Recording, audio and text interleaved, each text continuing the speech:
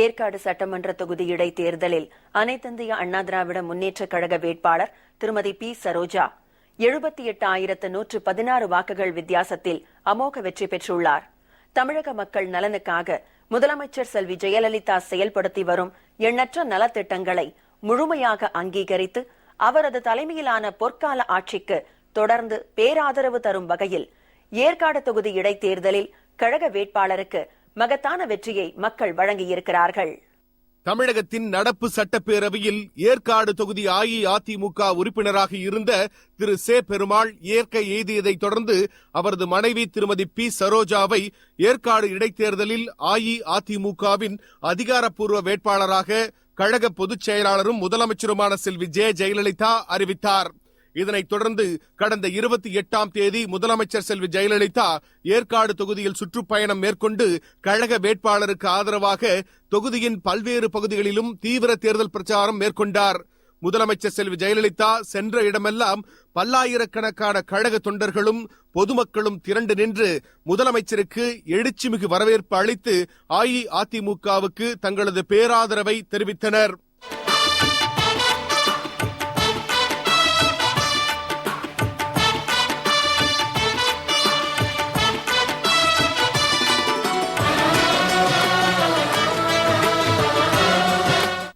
ஏற்காடு சட்டமன்ற தொகுதி இடைத்தேர்தல் கடந்த 4ஆம் தேதி நடைபெற்றது.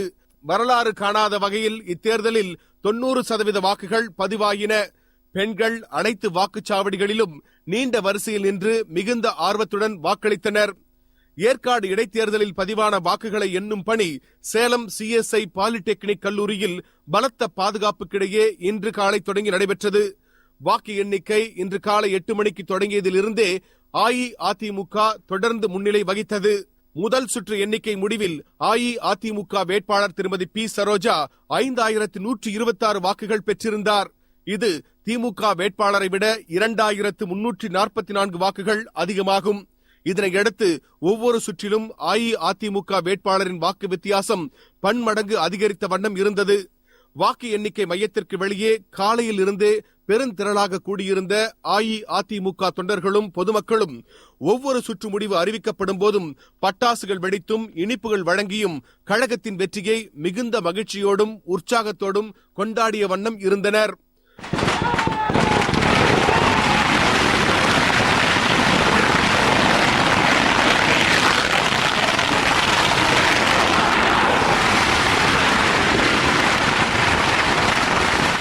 மொத்தம் 21 சுற்றுகளாக வாக்கு எண்ணிக்கை நடைபெற்றது.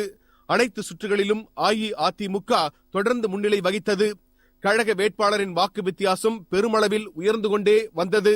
வாக்கு எண்ணிக்கை முடிந்து 21வது சுற்று முடிவு அறிவிக்கப்பட்டதை அடுத்து அஇஅதிமுக வேட்பாளர் திருமதி பி சரோஜா மொத்தம் 1,42,771 வாக்குகள் பெற்று அமோக வெற்றி பெற்றார். திமுக வேட்பாளர் 64,655 வாக்குகள் மட்டுமே பெற்று படுதோல்வி அடைந்தார். கழக வேட்பாளர் திருமதி சரோஜா 78,116 வாக்குகள் வித்தியாசத்தில் மகத்தான வெற்றி பெற்றுள்ளார். அஇஅதிமுகவின் வெற்றியை தேர்தல் அதிகாரி அதிகாரப்பூர்வமாக அறிவித்தார். அனைத்து இந்திய அண்ணா திராவிட முன்னேற்ற கழகத்தின் சார்பாக போட்டியிட்ட திருமதி சரோஜா என்பவர் 1,42,771 ஓட்டுகளும், திராவிட முன்னேற்ற கழகத்தின் சார்பாக போட்டியிட்ட மாறன் என்பவர் 64,655 வாக்குகளும் பெற்றுள்ளனர். வித்தியாசம் 78,116. சரோஜா என்பவர் வெற்றி பெற்றதாக அறிவிக்கப்பட்டுள்ளது. ஏற்காடு இடைத்தேர்தலில் அஇஅதிமுக 78,116 வாக்குகள் வித்தியாசத்தில் அமோக வெற்றி பெற்றிருப்பதை தமிழகத்தின் அனைத்து பகுதிகளிலும் கழக தொண்டர்களும் பொதுமக்களும் இனிப்புகள் வழங்கியும் பட்டாசுகள் வெடித்தும் மகிழ்ச்சியுடன் கொண்டாடினர். ஏற்காடு தொகுதியில் அஇஅதிமுக சார்பில் வெற்றி பெற்ற திருமதி சரோஜா வெற்றிச் சான்றிதழை தேர்தல் நடத்தும் அதிகாரியிடமிருந்து பெற்றுக்கொண்டார். அப்போது அமைச்சர் திரு எடப்பாடி பழனிசாமி, நாடாளுமன்ற உறுப்பினர் திரு செம்மலை, சட்டமன்ற உறுப்பினர் திரு MK செல்வராஜ், சேலம் மத்திய கூட்டுறவு வங்கித் தலைவர் திரு R இளங்கோவன் ஆகியோர் உடனிருந்தனர். இதனைத் தொடர்ந்து முதலமைச்சர் செல்வி ஜெயலலிதாவுக்கு திருமதி சரோஜா தனது நெஞ்சார்ந்த நன்றியை தெரிவித்துக் கொண்டார். மாண்புமிகு புரட்சித் தலைவி அம்மாவிற்கு என் மனமார்ந்த நன்றியை தெரிவித்துக் கொண்டு வாக்களித்த ஏற்காடு தொகுதி மக்களுக்கும் எனது நன்றியை தெரிவித்துக் கொள்கிறேன்.